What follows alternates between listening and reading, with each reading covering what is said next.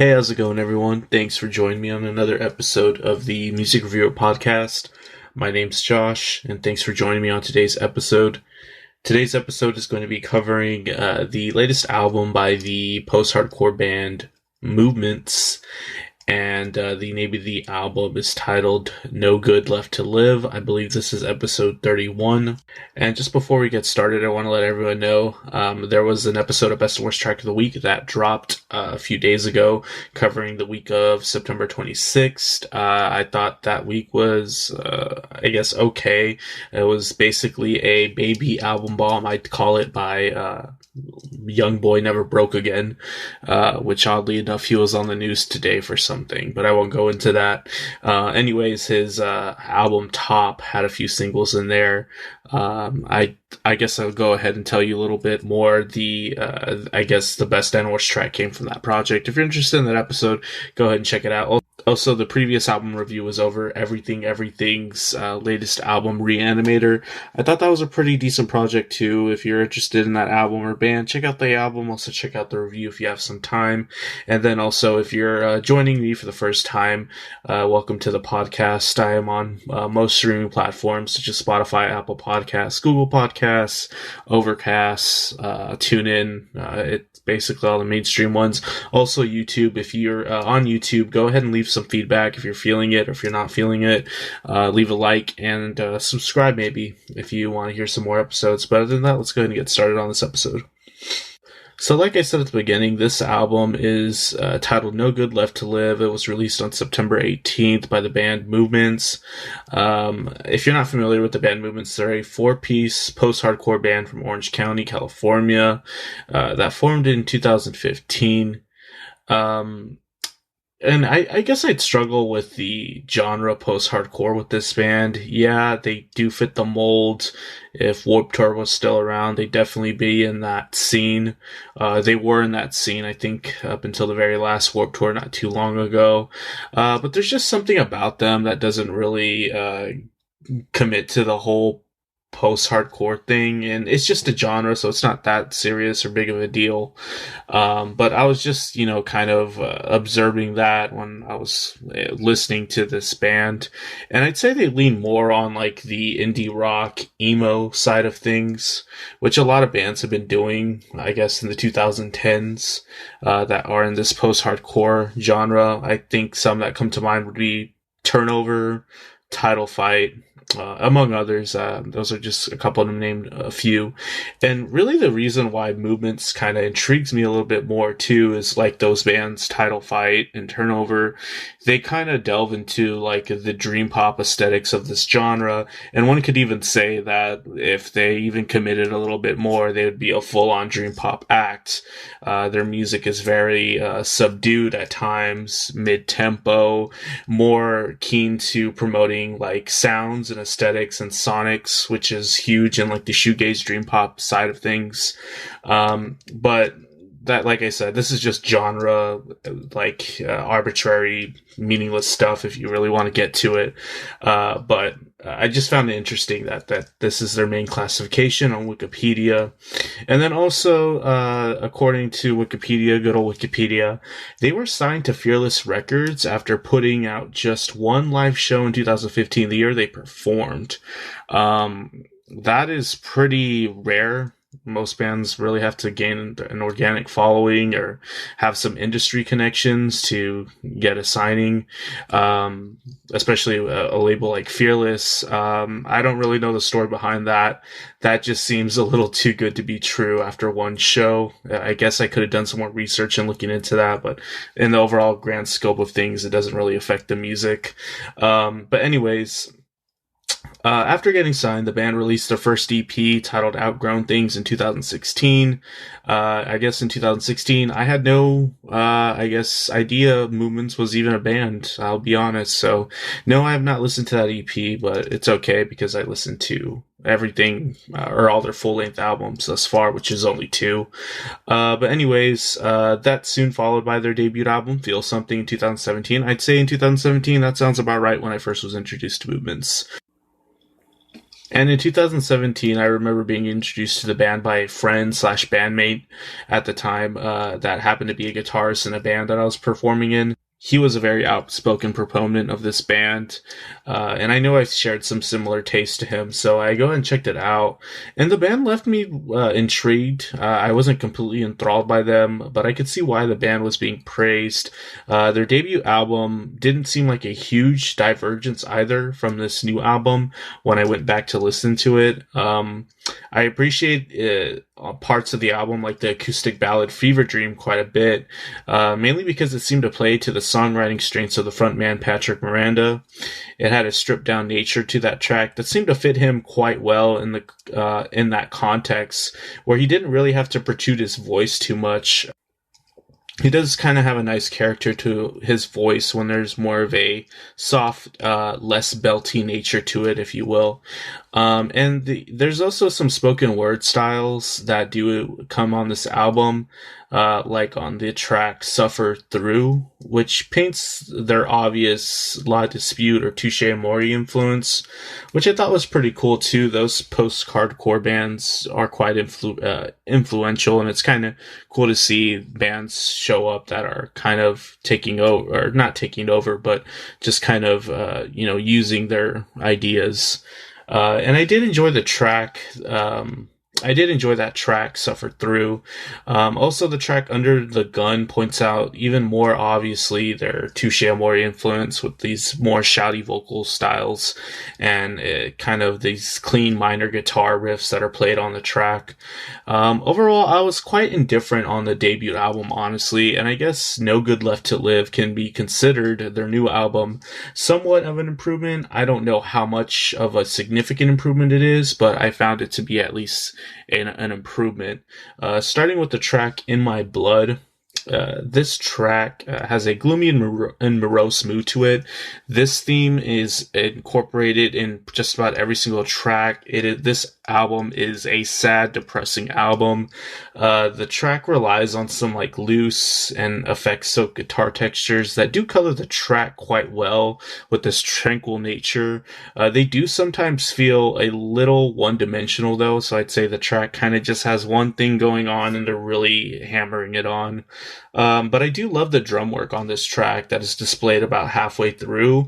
It brings a nice change of character to the track, and it gives it some needed energy as well. The drumming on this album overall is quite good. There's numerous highlights I point out on here on this review.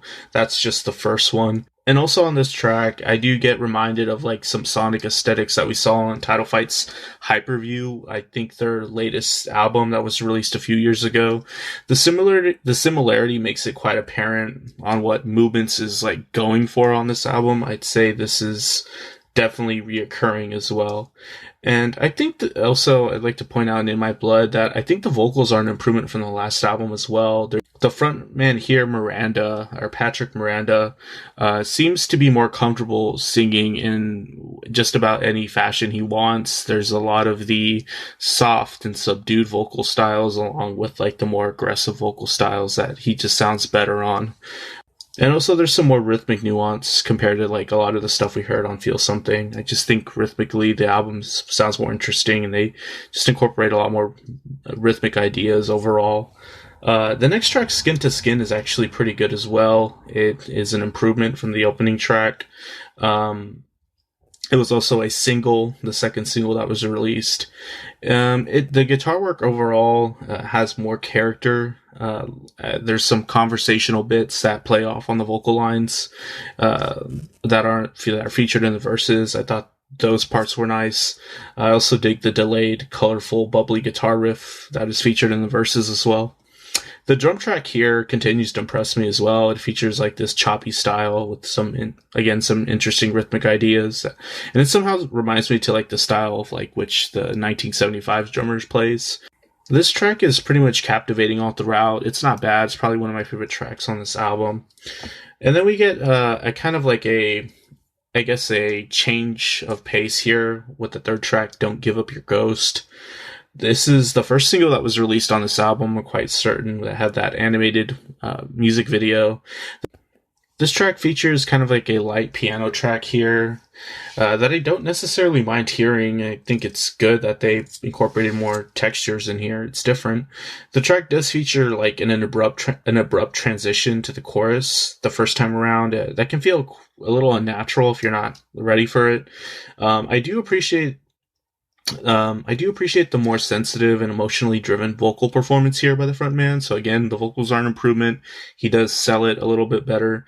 And then also this track does give me some similarities to Turnover's Peripheral Vision era.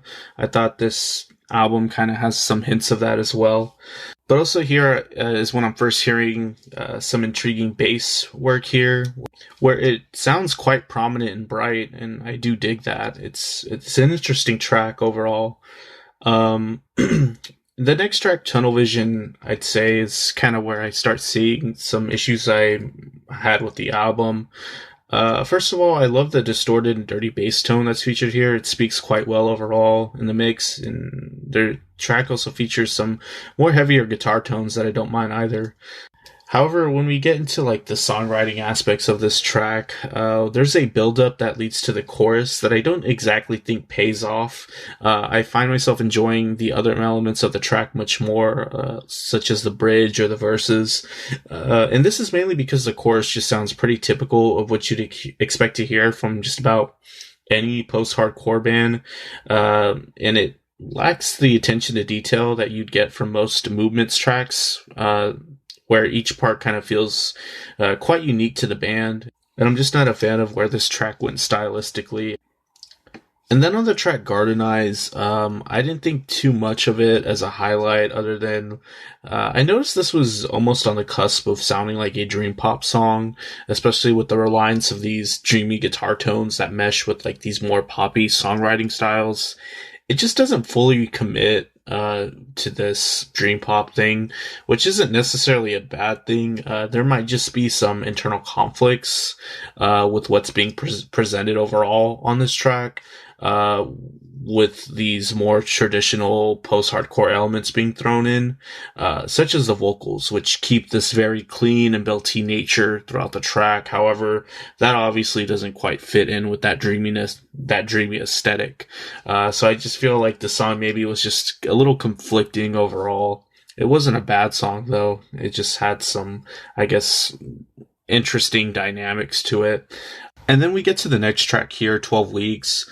I don't really have much to say about this track. I didn't find it to be much of a highlight, but I do love the thick and dirty bass guitar tone that's on this track.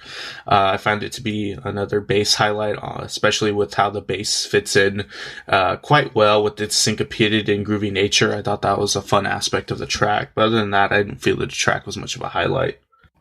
And then the track Living Apology I felt was a highlight. The track does open with this more subdued and moody nature here, similar to the opening track. This, however, is guided by a well-executed and energetic drum track that is nice to hear so early in the track. So again, praise to the drummer on this. The drum work is really good. But I like the anticipation that is built up on here, as well as before the chorus, and I feel like the payoff here is more rewarding than the other tracks like 12 Weeks or Tunnel Vision or really anywhere else on the album, mainly because the chorus just keeps the track's moody and its subdued nature, making the track feel organic overall. I like that this track paints a certain color here, and it just keeps it consistent. It's pretty good. And then we get the track Santiago Peak. I wasn't too crazy about this here either. There's a nice transition to the closing track, Love Took the Last of It. And I guess I just want to, focus more on this emo thing. This album in general does have hints of it. I just think towards the tail end, it was more obvious. And it happens on Love Took the Last of It as well. The track has like a sereneness to it in the introduction. I dig the playful and colorful lead guitar riffs featured on these verses. The drum work here is good as well. It's just consistent on all these tracks. The rhythmic ideas presented in the choruses are unique and they fit well too. There's also hints of emo on here, like I said earlier. And I'd say one thing that's interesting about this track, I don't know if it's a good or bad thing, There's like a very boyish pop punky nature to this track as well. It comes out a lot in the vocal lines when they're sung, especially in the choruses, and how they're performed and written. For example, the melody sung on the chorus is oddly similar to Taylor Swift's Teardrops on My Guitar. I know that sounds like really absurd and you probably won't believe me, but just do it. Like, listen to Teardrops on My Guitar, especially on the choruses. With this track, Love Took the Last of It. They're almost the same. It's really strange. I don't know if they're just trying to go for like an over poppy sell on here. I just found it interesting because I do like that song by Taylor Swift, but I just don't know if in the context of this album it quite fits. But anyways, yeah, that's kind of how the album closes out. And overall, I thought it was a good album. I wasn't enthralled, so I guess my feelings with Movements are consistent. I do think there's some issues with the songwriting overall, with how a lot of the moments that they aim to build up to just kind of don't pay off for me. I had some similar issues here with the way it builds up to the chorus, like on Tunnel Vision. It sounds like the chorus is meant to have like this feel good nature to it, but it's just so conflicting with the overall aesthetics that are presented on like every other facet on this track, which is dark and gloomy. So I felt there's some more conflicts here as well. And then we have an interesting track after that, Seneca. The beginning of the track here sounds like an indie pop track with its exposed bass and drum parts accompanying the vocal line, and the track sounds like it's headed into a completely different direction than any other moment on the album, until there's this transition that comes with like an abrupt moment that brings back the morose and gloomy aesthetics that are presented on most of this album. There's an attempt to go for like this grandiose moment later in the track that features a very belty vocal performance, and I think it's executed well.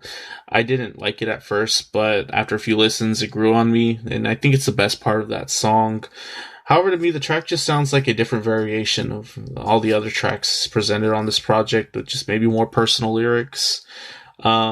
And then Moonlight Lanes, I think this was my favorite track on this album overall. I like the overall soundscape presented on here. There's some crispy and clear guitar tones with bright and light melodies. The drum work on here, again, is really good. I love the energy the drums bring to the verses here. The spoken word here is very similar to other acts, like Touche Amore. But I love the fact that this was thrown in. It gave the track some more character and nuance. The more aggressive style presented here, especially in the choruses, I do dig. It sounds like the band went all in on this and it paid off. It's a side of Movements that I wouldn't mind hearing more of. Like I said, it's a good track, probably my favorite track on this album. And then we get the tail end of this album, No Good Left to Live, I do like as well. It's just very short-lived.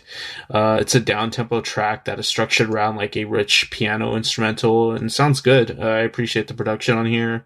Every voice sounds clear, and it speaks well.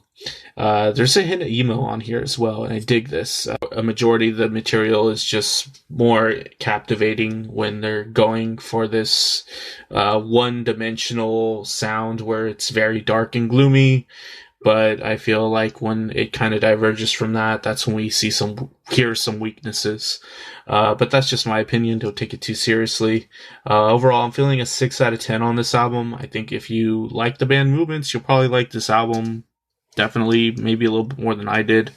I think it's, like I said, an improvement from their opening album or their first album. If you're a fan of post-hardcore, depending on how you like listening to it, if you like the more abrasive, heavy-hitting stuff, this might not be your cup of tea. But if you're more into like the Citizen, Turnover, even the Title Fight type of bands, you might dig Movements. You might dig Movements. So yeah, if you made it to the end of this episode, thanks for listening. I appreciate your support any way you give it.